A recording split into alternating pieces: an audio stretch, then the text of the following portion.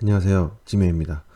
이번 물건을 보면 참 삶이란 게 점점점 이런 생각을 하게 됩니다. 자, 평택시에 있는 아파트입니다. 전용이 84.9층이므로 우리가 말하는 33평형 아파트 정도로 생각하시면 됩니다. 감정평가는 2.46억인데 한번 유찰에 대해서 1.7억입니다. 자, 이 물건은 사용 승인이 2014년도이므로 6년 됐죠. 수리는 안 해도 되는 그런 상황으로 보이고요. 25층 중에 1층이라는 특징이 있습니다. 그러므로 아무래도 좀 선호도가 좀 떨어질 수밖에 없죠. 자, 소유자가 점유하고 있고요. 등기부는 전부 소유상이므로 문제는 없습니다. 이 물건을 제가 왜 처음에 이런 내용 말을 했냐면, 이 물건을 보면 빛이 들어가는 과정을 좀 볼 수 있거든요. 일단 먼저 등기부를 먼저 봐보시면 2014년도에 매매로 샀습니다. 공동으로 샀죠. 두 사람은 부부로 보여집니다. 제가 가려놓긴 했지만 최 씨는 여자입니다. 여자이고 서 씨는 남자입니다. 자, 보다시피 77년생이고 78년생이고 여자가 위에 올라가는 거 보니 아무래도 최 씨가 주민등록상 세대주로 보여집니다. 세대주. 꼭 아닐 수도 있습니다. 그냥 제 추측입니다. 세대주로 보여집니다. 그래서 연상인 여자분이 세대주에 의해서 전입을 한 걸로 보여주고요. 그 다음에 등기부의 그 다음 내용을 보시면 전입을 할 때 근저당을 설정했습니다. 처음에 집을 살 때 근저당을 2개에서 설정을 했는데 우리은행입니다. 우리은행인데 보다시피 채무자가 최 씨입니다. 최 씨는 아까 위에서 얘기한 여성분입니다. 77년생 여성분. 여성분을 처음에 채무자로 내세워서 우리은행에서 돈을 빌렸는데 합친 금액이 약 한 1억 8,400. 물론 이건 채권 최고액이니까 그거보다 당연히 원래 금액은 적겠죠. 그래서 어쨌든 채권 최고로만 봤을 때도 1억 8,400, 1억 8,500 정도 되는 그런 근저당을 설정을 하고 매매로 두 사람이 공동으로 집을 샀습니다.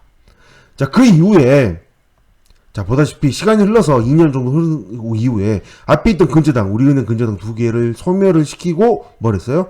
다시 근저당 설정했죠? 이번에는 채무자가 서 씨로 바뀌었습니다. 좀 아무래도 이 최 씨의 여성분에 대한 문제가 좀 있었던 게 아닐까 추측을 좀 해봅니다. 그래서 이 최 씨에 대해서 1억 8천 정도 되는 1.8조 정도 되는 우리은행 근저당 했잖아요. 우리은행 근저당을 말소시키고 채무자를 서 씨로 바꾸고 그 다음에 현대해상에서 현대에서 빌렸는데 금액은 2억 5,300만 원으로 늘어났죠. 약 한 7천만 원 정도 채권 차익이 늘어났습니다. 7천만 원 정도 채권 차익이 늘어났으므로 아무래도 돈이 좀 부족하던가 아니면 담보로 계속 이 집을 담보로 계속 집을 더 늘리고 대출을 더 늘리고 있는 걸로 보여집니다. 2016년에 근정이 이랬는데요. 시간이 더 흘러서 2017년도에 다시 또 3번 근저당 현대에서 받았던 3번 근저당을 말소시키고 해지시키고 다시 또 근저당을 설정을 하게 되는데요. 이때도 채무자는 서 씨인데 보다시피 금액을 봐보세요. 2억 5,300, 5,280 3억이 넘어간 돈이죠. 처음에 1.8억이 시작했다가 그 다음에 2.5억이 됐다가 그 다음에 3억까지 계속 늘어나고 있는 빚이 이렇게 계속 늘어나고 있다가 결국은 어떻게 됐나요? 결국은 이렇게 경매로 나오게 됩니다.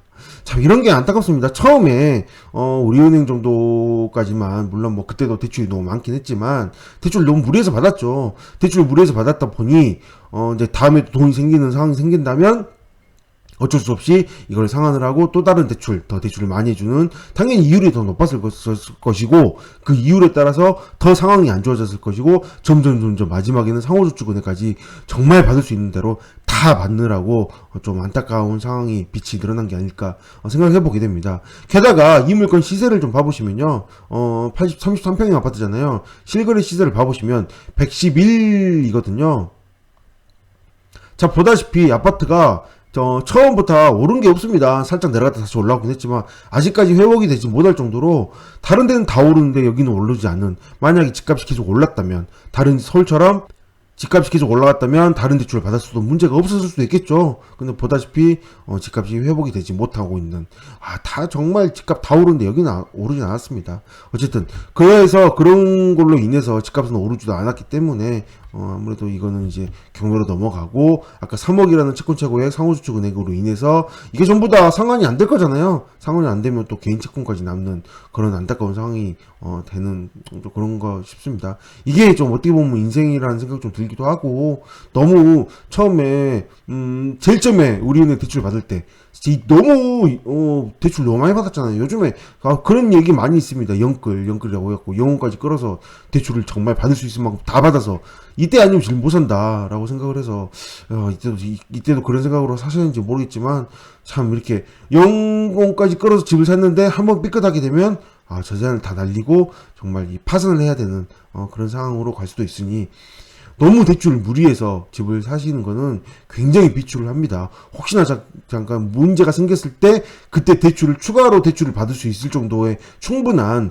갭이 될 정도에만 대출을 받아야 되지, 너무 무리한 대출은 이렇게 결국 경매로 나오게 돼서 안타까운 상황이 되겠죠. 네. 권리상의 문제는 없으므로 뭐 관심 있으신 분들은 입찰을 해보시면 되는데, 상황이 안타깝다고 해서 입찰을 안 할 이유는 없습니다. 왜? 내가 만약에 낙찰 받으면 1등이잖아요. 근데 내가 들어가지 않았다면 2등이 낙찰을 받았을 거잖아요. 그러면 1등과 2등이 차익이 있을 거고, 이 차익만큼 채권을 회수를 못했을 테니 당연히 이 채무자 입장에서는 채무자가 더 많겠죠. 그러면 내가 입찰을 해서 낙찰을 받는다면 채무자의 채무를 조금이라도 줄여줄 수 있다고 생각을 해보시고 한번 생각을 해본다면, 경매란 건 어떻게 보면 입찰하는 게 채무자를 도와주는 게 아닐까 생각을 해보게 됩니다. 여기까지 했습니다. 감사합니다.